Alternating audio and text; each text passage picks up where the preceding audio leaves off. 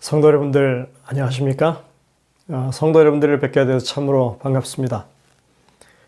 협동목회라고 하는 이런 기회를 통해서 여러분들의 교회의 부목사로 섬기게 된 것을 영광스럽게 생각합니다. 또 훌륭한 목사님을 담임 목사님으로 섬길 수 있게 된 것도 참으로 좋은 기회라고 생각이 됩니다. 지금부터 2021년까지 한정된 시간이긴 하지만 제가 할 수 있는 최선을 다해서 교회를 섬기도록 하겠습니다. 성도님들의 기도와 후원을 다시 한번 당부를 드립니다. 8명의 목회자가 펼쳐가는 협동목회. 이제껏 아무도 이런 시도를 한 적이 없습니다. 그런데 이 사상 유례 없는 팬데믹으로 인해서 온라인 예배가 대두된 그런 상황이기 때문에 또 이런 방식의 협동목회가 가능해졌다고 봅니다. 아울러서 통신기술과 방송기술의 이 보편화도 이 말씀을 영상으로 공유하는 것을 수월하게 해줘서 이런 좋은 콜라보가 이루어졌습니다. 제가 이 첫 번째 설교를 하는 관계로 말씀의 주제를 이번에 시도하는 협동목회에 맞추어서 협력하여 선을 이루심이라고 정했습니다. 오늘의 본문 말씀은 로마서 8장 28절입니다. 우리가 알거니와 하나님을 사랑하는 자 곧 그의 뜻대로 부르심을 입은 자들에게는 모든 것이 합력하여 선을 이루느니라. 제가 처음 미국에 왔을 때는 내비게이션이 막 나오던 그런 시기였습니다. 그래서 저희도 지도만 가지고 다니다가 유행을 따라서 차량 내비게이션을 하나 사서 달았었습니다. 아주 편리했었죠. 그런데 이 15년 전 당시만 해도 이 내비게이션 제작자들이 사업 초기라서 그런지 기계가 오류가 잦았습니다. 저는 몇 번 아주 황당한 일들을 경험해야만 했습니다. 입력한 주소를 찾아가면 정확한 목적지가 아닌 경우가 발생했던 것입니다. 한 번은 모임에 참여하기 위해서 주소를 입력하고 떠났는데 분명히 기계상에는 목적지에 왔다고 하는데 도무지 입구를 찾을 수가 없었습니다. 그곳은 공원 같은 곳이었는데 우리가 도착한 주소지로는 입구로 갈 수가 없었던 것입니다. 할 수 없이 다시 지도를 펼쳐들고 가던 길을 다시 돌아 나와서 예전 방식대로 이 지도를 보면서 길을 찾아갈 수밖에 없었고 그렇게 이 정확한 주소지를 찾아가는 시간이 약 30여 분의 시간을 더 보내야만 했었습니다. 이 지도나 내비게이션은 위치와 방향 그리고 내가 지금 어디쯤 가고 있는지 이 진행의 정도를 알려주는 참 유용한 도구입니다. 그러나 그것이 제대로 작동되지 않을 때 우리는 낭패를 겪게 되는 것이죠. 마찬가지로 우리가 성경을 읽을 때 어떤 지도, 즉 어떤 기준을 가지고 읽느냐에 따라서 길을 헤맬 수도 있고 도착지에 정확하게 당도할 수도 있게 되는 것입니다. 오늘 성경 본문은 주로 사람들이 어떤 사역을 진행하려 할 때 바로 이번 협동목회와 같은 그런 경우에 서로 연합하고 협력하는 것이 좋은 결과를 낳는다고 하는 보편적인 교훈을 제시하기 위해서 인용되는 말씀이긴 합니다. 하지만 우리는 성경 본문을 정확하게 바르게 이해하고 사용해야 합니다. 흔히 우리는 성경 구절을 인용할 때 선택된 문장이 내가 원하는 그 내용을 지지해 주기만 한다면 마치 그것을 그냥 쓸 수 있는 격언처럼 인용하는 경향이 있습니다. 그러나 이것은 매우 적절하지 못한 방법입니다. 예를 들어서 우리가 어떤 일을 하려 할 때 요한복음 13장 27절에 예수님이 하신 말씀 내가 하는 일을 속히 하라는 이런 말씀을 인용할 경우에 사실 이 말씀은 가룟 유다가 예수님을 제사장들에게 팔아넘기는 행동을 하려 할 때 주님이 유다에게 하신 말씀이었는데 그것을 우리가 아무 때나 그렇게 적용해서 그렇게 다른 사람들에게 얘기해 주는 것은 매우 위험한 일이 되겠죠. 아마 우리들 중에 아무도 이 구절을 그렇게 이용하려 하는 사람은 없을 것입니다. 하지만 우리가 흔히 인용하는 빌립보서 4장 13절의 말씀은 어떻습니까? 내게 능력 주시는 자 안에서 내가 모든 것을 할 수 있느니라. 이 구절이야말로 우리 모두가 자주 인용하는 정말 용기를 북돋아주는 격언이 아니겠습니까? 그런데 우리가 바울이 어떤 상황에서 이 말을 했는지 제대로 살펴본다면 우리가 이 구절을 아무 때나 사용할 수 없다고 하는 것을 깨닫게 될 것입니다. 빌립보서는 바울의 옥중서신입니다. 그는 지금 가택연금 상태에서 빌립보 교인들에게 편지를 보내고 있는 것입니다. 바울은 빌립보 4장에서 이 빌립보 교인들을 향해서 이렇게 권면하고 있습니다. 주 안에서 항상 기뻐하라. 끝으로 형제들아 무엇에든지 참되며 무엇에든지 경건하며 하면서 이렇게 바울은 빌립보 신자들을 향한 권면을 계속하고 있습니다. 그렇게 권면하다가 바울은 빌립보 신자들이 갇혀있는 바울 자신을 매우 염려하고 안타까워하고 있고 그리고 계속 헌신하려고 한다고 하는 사실에 대해서 말합니다. 사실 바울이 처음에 마게도냐에 복음을 전하러 왔을 때에도 빌립보 교인들이 그렇게 후원을 했었고 데살로니가 전도 활동을 할 때에도 한 번도 아닌 두 번이나 그렇게 후원했다고 바울은 그렇게 말하고 있습니다. 바울을 염려해서 물질적으로 도운 사람들은 빌립보 교인들밖에 없었다고 그런 사실을 상기합니다. 그런데 이번에도 에바브로디도 편에다가 또 쓸 것을 공급하니까 너무 고맙고 정말 과하고 후한 일이라고 그렇게 말합니다. 내게는 모든 것이 있고 또 풍부한지라 에바브로디도 편에 너희가 준 것을 받음으로 내가 풍족하니 이는 받으실 만한 향기로운 제물이요 하나님을 기쁘시게 한 것이라.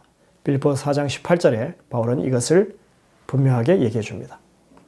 바울은 이 보내준 그런 이 후원에 대해서 정말 감사하다. 그러나 너희도 지금 어려운 상황임을 내가 잘 아는데 너무 많은 염려로 또 헌신하지 않았으면 좋겠다 하는 그런 취지의 이런 말씀을 하고 있는 것입니다. 내가 궁핍함으로 하는 말이 아니니라. 어떠한 형편에든지 나는 자족하기를 배웠노니 나는 비천에 처할 줄도 알고 풍부에 처할 줄도 알아. 모든 일 곧 배부름과 배고픔과 풍부와 궁핍에도 처할 줄 아는 일체의 비결을 배웠노라. 11절 12절에 바울은 이것을 또 얘기하면서 그 다음에 하는 말이 내게 능력 주시는 자 안에서 내가 모든 것을 할 수 있느니라고 하는 것입니다. 비록 바울 자신이 가택연금 상태에 있다 하더라도 생활은 견딜만 하다는 것입니다. 바울 자신은 극심한 궁핍과 고난을 겪어봐서 정말 이 정도는 괜찮다는 것입니다. 그래서 그는 이런 말을 하는 것이 궁핍해서 하는 것도 아니고 무언가 후원을 더 바래서 하는 것도 아니고 단지 이제껏 보여준 사랑으로 충분하니까 너무 염려하지 말라고 그렇게 당부하는 그런 말입니다. 근데 이런 말씀을 만약 우리가 대입시험을 치르는 학생에게 해준다든지 육상선수가 경기에 임하기 전에 뭔가 자기의 업적을 성취하기 전에 그렇게 적용한다든지 할 수는 없다고 하는 것입니다. 왜냐하면 이것은 가장 어려움에 처한 상황에서 바울이 자신의 믿음을 고백하는 그런 말이기 때문에 그렇습니다. 이걸 바르게 적용하려면 오히려 누가 봐도 지금 어려움에 처해 있는 상황, 그러니까 대입시험을 치렀는데 그 시험에서 낙방한 그런 사람, 육상 경기를 했는데 등수에 들지 못한 그런 선수에게 해주는 것이 맞는 말일 수 있다고 하는 것입니다. 괜찮다고. 이 정도쯤이야 하나님이 이겨낼 수 있게 힘을 주실 거라. 이런 말입니다. 물론 이 말씀 자체만 딱 떼어놓고 보면 모든 경우에 용기를 북돋워주는 말씀이 될 수도 있지만 성경 본문의 맥락에 우리가 비추어 보자면 그것을 그렇게 사용하기가 어렵다는 것입니다. 마치 우리가 가룟 유다에게 하신 말씀, 내가 하는 일을 속히 하라 하는 이 말씀을 딱 떼어서 그냥 아무 상황에나 적용하는 것과 같은 말이 되는 것입니다. 오늘 본문의 말씀 또한 비슷한 맥락의 말씀입니다. 우리가 바울이 로마서에서 이 말을 하는 분명한 상황을 이해하게 되면 우리는 이 말씀을 아무렇게나 적용하지 않게 될 것입니다. 로마서 8장 28절을 다시 보시겠습니다. 우리가 알거니와 하나님을 사랑하는 자, 곧 그의 뜻대로 부르심을 입은 자들에게는 모든 것이 합력하여 선을 이루느니라. 여러분들 이 말씀을 있는 그대로 한번 살펴보시기 바랍니다. 하나님을 사랑하는 자 누굽니까? 바로 우리들입니다. 그의 뜻대로 부르심을 입은 자 역시 우리들입니다. 하나님을 사랑하는 자와 그의 뜻대로 부르심을 입은 자는 같은 사람들입니다. 우리를 가리킵니다. 그런데 이들이 이 문장에서 주어가 아닙니다. 이들 뒤에는 에게라고 하는 어미가 붙어 있습니다. 자, 잠시 여러분들 중고등학교 국어 시간으로 돌아가서 문법적으로 한번 이걸 살펴보시길 바랍니다. 국문법에서는 이렇게 사용하는 이런 부분을 가리켜서 부사어라고 부릅니다. 예를 들어 그가 나에게 사과를 주었다라고 하면 주어는 그가 되고 그 다음에 주었다는 서술어가 되죠. 사과는 목적어가 됩니다. 그리고 나에게라고 하는 누구에게라고 하는 이것을 문법적으로는 필수적 부사어라고 부릅니다. 그러니까 이 문장에서 주어는 분명히 그가 되는 것이지 내가 될 수는 없죠. 이렇게 볼 때 로마서 8장 28절에서 합력하여 선을 이루는 주체가 누구냐 하면 그것을 이루는 주체가 주어가 되어야 하는 것입니다. 이러한 이해를 돕기 위해서 새 국제 번역을 보면 합력하여 선을 이루는 분이 하나님이라고 그렇게 친절하게 번역을 하고 있습니다. 그 내용을 보면 이렇게 번역됩니다. 한국말로 이렇게 얘기할 수 있습니다. 그리고 우리는 하나님께서 모든 일에서 그분의 뜻에 따라 부름받은 그분을 사랑하는 사람들을 위해 일하신다는 것을 압니다. 자, 이렇게 살펴보니까 한 가지는 분명해졌습니다. 이 구절에서 합력하여 선을 이룬다는 것은 우리들의 연합이나 협력으로 되는 어떤 일이 아니라 하나님께서 협력하시는 일에 관한 일이라고 하는 것입니다. 국문학자 이어령 박사의 말대로 정말 성경은 국어를 바르게 알아야 이해할 수 있는 것 같습니다. 그는 이렇게 얘기했죠. 국어 실력이 없이는 아무리 신앙이 있어도 잘못 읽을 수 있습니다. 이건 신학의 문제가 아니라 문법과 분석의 문제입니다. 오늘 본문에 의하면 하나님이 합력하여 선을 이루신다고 하고 있습니다. 하나님이 합력하여 이루시는 선이라고 하는 것은 사실은 우리를 위한 것입니다. 이것이 바로 로마서 8장 28절에 아주 강조하는 내용입니다. 그리고 로마서 8장의 내용을 둘러보면 성령의 사역과 그리스도의 사역 그리고 성부 하나님의 심정이 드러나고 있습니다. 우리의 연약함을 돕기 위해서 성령이 일하신다고 합니다. 이와 같이 성령도 우리의 연약함을 도우시나니 우리는 마땅히 기도할 바를 알지 못하나 오직 성령이 말할 수 없는 탄식으로 우리를 위하여 친히 간구하셨느니라. 8장 26절이죠. 이뿐만 아니라 예수님의 간구도 그 뒤에 이어지고 있습니다. 누가 정죄하리요? 죽으실 뿐 아니라 다시 살아나신 이는 그리스도 예수시니 그는 하나님 우편에 계신 자요 우리를 위하여 간구하시는 자시니라. 34절에 분명히 이렇게 말하고 있습니다. 그런데 성령과 성자 하나님이 우리를 돕기 위하여 간구하고 계신다는 사실을 이야기하면서 바울은 이러한 사역이 성부 하나님이 우리를 향해서 긍휼한 마음을 가지고 계신 것을 드러내는 것이다 라고 말하고 있습니다. 마음을 살피시는 이가 성령의 생각을 아시나니 이는 성령이 하나님의 뜻대로 성도를 위하여 간구하심이니라. 자기 아들을 아끼지 아니하시고 우리 모든 사람을 위하여 내주신 이가 어찌 그 아들과 함께 모든 것을 우리에게 주시지 아니하겠느냐. 27절과 32절에 그러니까 성령의 간구도 예수님의 간구도 하나님의 그 우리를 사랑하시고 위하시는 심령을 대변하고 있다고 하는 것입니다. 삼위 하나님은 우리의 연약함을 돕기 위하여 모두 함께 일하십니다. 합력하여 선을 이루신다는 것입니다. 이것이 바로 로마서 8장이 우리에게 합력하여 선을 이룬다고 하는 그 말의 진짜 내용입니다. 여러분들 얼마나 우리에게 귀한 약속입니까? 우리의 구원을 위하여 연약한 우리를 돕기 위하여 삼위 하나님께서 합력하여 일하신답니다. 엘렌 화이트는 삼위 하나님의 이런 협력 사역에 대해서 이렇게 기록하고 있습니다. 성령에 의하여 유발된 단순한 기도는 열린 문을 통하여 올라갈 것입니다. 이 열린 문은 그리스도께서 내가 열었으니 아무도 닫을 자가 없다고 선포한 그 문입니다. 이 기도들은 그리스도의 완전한 향과 섞여서 향기로서 아버지께 올라갈 것이고 응답은 이르러 올 것입니다. 교회증언 6권 467쪽에 이렇게 말합니다. 그러니까 하나님의 이 귀하신 합력 사역이 우리에게 보장되어 있다고 하는 것입니다.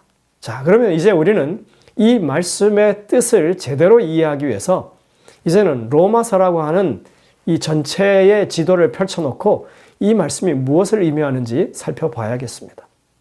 로마서는 어렵다고 생각하면 매우 어려운 책이 되고 쉽게 생각하면 쉬운 책일 수도 있습니다. 저도 한때 로마서를 어렵게 보기도 했습니다. 그러나 제대로 된 지도를 펼쳐놓고 지형을 잘 살피면 이 길 찾기가 그리 어렵지 않듯이 로마서도 그 구도를 잘 읽어보면 쉽게 이해될 수가 있습니다. 로마서는 어디에서 시작해서 어디로 가는 여정을 그리고 있는지 우리가 생각해야만 합니다. 로마서는 죽을 수밖에 없는 인생들이 사망의 골짜기에서 복음을 듣는 그 시점이 바로 거기인 것입니다. 그리고 하나님의 은혜의 구원의 도리를 확신하게 되고 하나님의 교회의 일원으로서 성령의 은사를 따라 봉사하는 삶을 사는 데까지의 길을 안내하고 있는 책이 바로 로마서입니다. 즉 오늘날 우리들이 신앙생활하고 있는 이 현재 지점까지의 이야기를 다루고 있다고 하면 되겠습니다.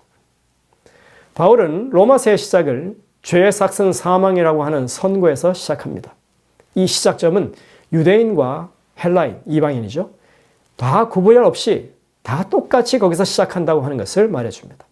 이것을 정확하게 표현하고 있는 말이 로마서 2장 12절입니다.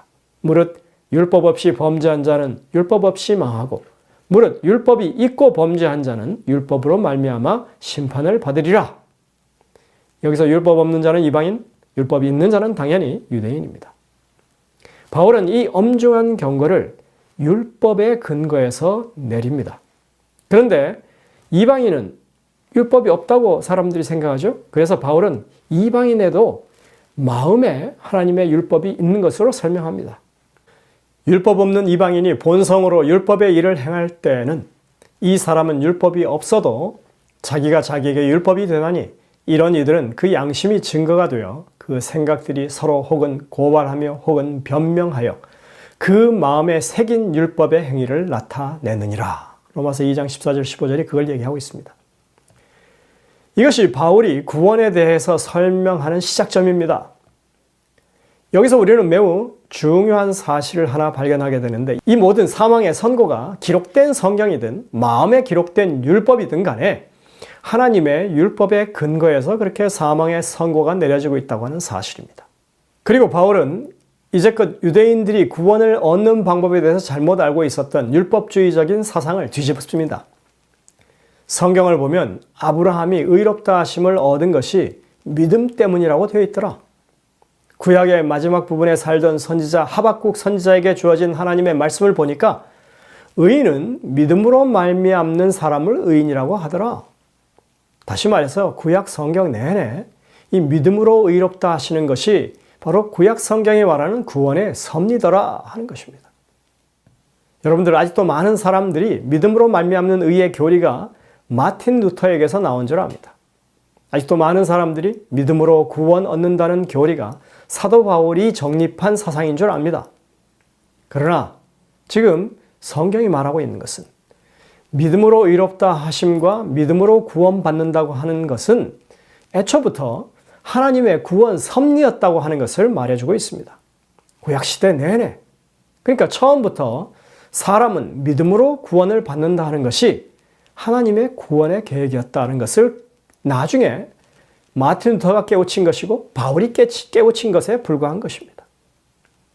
아울러서 믿음으로 말미암는 의라고 하는 것은 예수님이 제공한 새로운 구원의 방법이 아닙니다. 하나님이 구약시대에는 율법을 행함으로 구원을 얻는다고 했다가 신약에 와서는 돌연 믿음으로 구원을 얻도록 바꾼 것이 아닙니다. 예수님은 처음부터 그러한 구원의 사역이 그랬다고 하는 것을 분명히 우리에게 재확인시켜 주신 것입니다. 이어서 바울은 아담과 예수님을 비교하죠. 아담은 불순종의 조상으로 예수님은 순종의 조상으로 소개합니다. 한 사람의 불순종으로 모든 사람이 사망에 이른 것처럼 한 사람의 순종으로 모든 사람이 생명에 이르게 하신다는 하나님의 놀라운 섭리를 여기서 밝힙니다. 여기서 순종과 불순종을 이야기하면서 그 기준은 분명히 율법이라고 제시합니다. 이것이 로마서 6장까지의 내용이죠. 그리고 7장에서는 하나님의 율법에 순종하는 문제를 직접 다루고 있습니다. 우리는 바울이 로마서를 어디서 시작했는지를 다시 상기할 필요가 있습니다. 하나님의 율법 앞에서 사망 선고를 받은 것에서 시작했죠. 그러나 이 율법 앞에서 이루어진 것은 사망 선고뿐만이 아닙니다. 율법 앞에서 사람이 믿음으로 구원을 얻는다고 하는 것 역시 하나님의 선포로 주어지고 있는 것입니다. 그래서 율법 앞에서 이러한 일들이 이루어지고 있다고 하는 것을 우리가 이해하는 것은 로마서 전체를 이해하는 데 매우 중요한 포인트가 됩니다. 율법에 비추어서 죽을 수밖에 없는 죄인을 그 믿음을 보시고 의롭다 여기시는 것이 성경이 말하는 변하지 않는 하나님의 구원 섭리입니다. 우리의 구원이 선포되는 것은 하나님의 율법 앞에서입니다. 율법을 없애버리고 율법 없이 구원을 선고하는 것이 아니라는 것입니다. 하나님의 은혜로 믿음으로 말미암아 구원을 얻고 하나님 백성이 된 이후에 우리는 이제 다시 율법 앞에 서서 예수님의 순종하심을 모본하는 하나님의 백성으로 살아가는 것입니다. 그래서 바울은 로마서 7장에서 율법이 얼마나 중요한 역할을 하는지 강조해주고 있습니다. 우리가 믿음으로 말미암아 은혜로 구원을 얻었다고 율법을 폐하는 것이 아니다. 가만히 보면 바울은 로마서 처음부터 7장에 이르기까지 하나님의 율법을 계속해서 강조해 오고 있었습니다. 3장에 보면 분명히 이렇게 말하고 있고 4장에도 5장에도 6장에도 7장에도 사실은 하나님의 율법이 얼마나 엄중하게 그 사역을 감당하고 있는지를 분명하게 밝히고 있다고 하는 것입니다. 그리고 7장에서는 이 율법에 대한 분명한 역할을 이렇게 마무리합니다. 그런즉 우리가 무슨 말을 하리요? 율법이 죄냐? 그럴 수 없느니라. 이러보건대 율법은 거룩하고 계명도 거룩하고 의로우며 선하도다. 이것을 정리한 7장에서 바울의 논쟁이 이렇습니다. 계명은 원래 우리로 생명에 이르게 하는 것이었는데 우리가 죄의 본성을 따라 살다 보니까 그것이 사망에 이르게 하는 것이 되고 말았다. 이제 우리는 하나님의 은혜로 구원받은 하나님의 백성이 되어서 그리스도의 순종하심을 본받아 하나님의 율법에 순종해야만 할 터인데 우리의 연약함 때문에 우리는 자꾸만 넘어지고 실패하게 된다. 그러므로 내가 한 법을 깨달았노니 곧 선을 행하기 원하는 나에게 악이 함께 있는 것이로다. 내 속사람으로는 하나님의 법을 즐거워하되 내 지체 속에서 한 다른 법이 내 마음의 법과 싸워 내 지체 속에 있는 죄의 법으로 나를 사로잡는 것을 보는도다. 오라 나는 공고한 사람이로다. 이 사망의 몸에서 누가 나를 건져내랴. 그의 탄식입니다. 하나님의 백성이 되어서 하나님의 법에 순종하며 살아야 하는데 우리가 연약하니 실망과 좌절을 겪을 수밖에 없다는 것입니다. 바로 이때 주어지는 약속이 로마서 8장입니다. 여기서 바울은 영과 육을 구별합니다. 바울은 하나님의 도우심 가운데 하나님의 법에 순종하는 것을 영에 속한 일이라고 말하고 그것이 예수 안에 있는 생명의 성령의 법이고 영을 따라 율법의 요구를 이루는 일이라고 그렇게 말합니다. 반면에 단순히 법조항대로 할례를 행하는 것이나 법조문대로 행해서 의를 이룰 수 있다고 하는 그런 생각을 육신에 속한 일이라고 구분해서 설명하고 있는 것입니다. 그러니 우리가 넘어지거나 실수한다고 좌절할 필요가 없습니다. 삼위 하나님께서 연약한 우리를 도우시기 때문입니다. 우리가 성령의 지도를 따라서 몸의 행실을 죽이는 일에 삼위 하나님께서 합력하셔서 그 일을 도우신다는 것입니다. 그러면서 그것이 얼마나 확실한지 바울은 이렇게 약속합니다. 그러나 이 모든 일에 우리를 사랑하시는 이로 말미암아 우리가 넉넉히 이기느니라. 내가 확신하노니 사망이나 생명이나 천사들이나 권세자들이나 현재일이나 장래일이나 능력이나 높음이나 깊음이나 다른 어떤 피조물이라도 우리를 우리 주 그리스도 예수 안에 있는 하나님의 사랑에서 끊을 수 없으리라. 이것이 우리가 로마서를 통해서 이해하게 되는 구원의 섭리입니다. 우리의 구원에 대한 얼마나 든든한 보장이 주어지고 있는지 여러분들 한번 보시길 바랍니다. 그런데 많은 사람들은 이 하나님의 도우심에 대해서 그렇게 신실한 믿음을 가지고 살지 못합니다. 와이슨 이것을 이렇게 말하고 있습니다. 그러나 많은 사람들은 산 믿음을 가지지 못했습니다. 그렇기 때문에 그들은 더 많은 하나님의 권능의 역사를 보지 못합니다. 그들이 연약하게 된 것은 믿음이 없는 결과입니다. 그들은 하나님께서 저희를 위하여 하실 수 있는 것을 믿는 것보다 저희 자신이 할 수 있는 것을 더 많이 믿습니다. 그들은 저희 자신을 자기의 힘으로 보존하려고 합니다. 그들은 계획하고 고안하지만 기도는 별로 하지 않습니다. 그들은 참으로 하나님을 의지하지 않습니다. 그들은 믿음이 있다고 생각하지만 그것은 일시적인 충동에 지나지 않습니다. 그들은 자신의 필요가 무엇인지를 알지 못하고 하나님께서 주시기를 기뻐하신다는 사실도 깨닫지 못하기 때문에 저희의 구하는 바를 끈기 있게 구하지 않습니다. 정노의 계단 99쪽에 와 있은 이것을 이렇게 분명하게 설명하고 있습니다. 여러분들, 우리가 로마서 8장 28절에 합력하여 선을 이루신다고 하는 것이 이제는 무엇인지 분명히 알았습니다. 그래서 우리는 이 말씀을 하나님이 우리를 위하여 역사하시는 일에 적용하는 믿음을 가져야 할 것입니다. 이번에 8분의 목회자가 동역을 한다고 하는 것은 이 목회자들끼리 합력하여 선을 이루고자 하는 것이 아닙니다. 그것은 바로 우리를 위하여 합력하여 선을 이루시는 삼위 하나님의 역사를 세상에 증거하기 위함입니다. 우리에게 주어진 구원이 얼마나 확실한 보장인가를 사람들에게 더욱더 적극적으로 그리고 분명하게 알리려는 것입니다. 이러한 것은 이 말씀을 듣는 교회 모든 교우들에게도 동일하게 해당되는 말씀이라고 저는 믿습니다.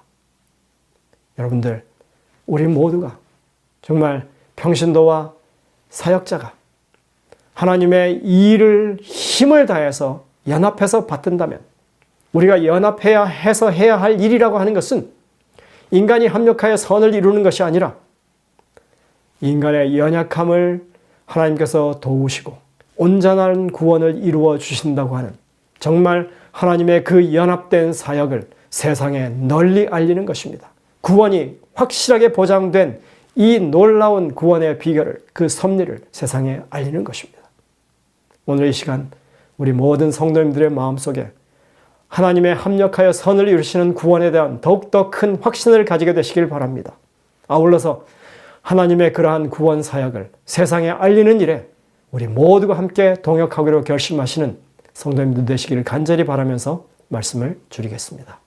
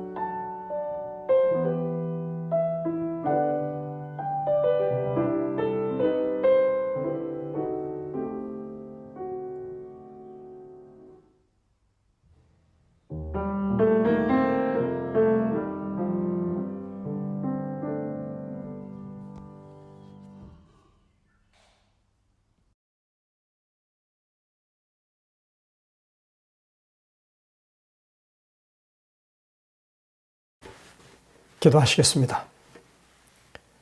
하늘에 계신 아버지 하나님, 저희들에게 이렇게 귀한 은혜의 말씀을 나눌 수 있는 시간을 주셔서 감사드립니다. 저희들이 하나님의 말씀 안에 굳건하게 설 수 있도록 도와주시고 또 말씀 앞에 늘 겸손하게 우리의 이 귀를 기울일 수 있는 백성들 되게 하여 주시옵소서. 그래서 주의 성령이 우리에게 깨우치실 때 그것을 우리의 마음 가운데 분명하게 바르게 깨닫고 주님의 약속을 힘입어 우리가 우리에게 주어진 사명을 다하기 위하여 일어날 수 있는 저희들 되게 하여 주시옵소서. 주님, 삼위 하나님의 합력하여 이루시는 그 선이 우리에게 약속되어 있다고 하는 것을 이제는 우리가 확실히 믿도록 하시고 주님의 도우심을 언제나 힘입는, 그래서 우리가 이 선과 악의 싸움에서 주님의 능력으로 말미암아 승리를 거둘 수 있는 주의 백성들이 되게 하여 주시옵소서. 주님, 이 안식을 우리에게 주셔서 너무나 감사드리고 저희들이 이 안식일의 축복 가운데 주님과 더욱 깊은 교제와 사랑을 나누는 시간이 될 수 있도록 인도해 주시옵기를 예수님의 이름으로 간절히 기도드립니다. 아멘.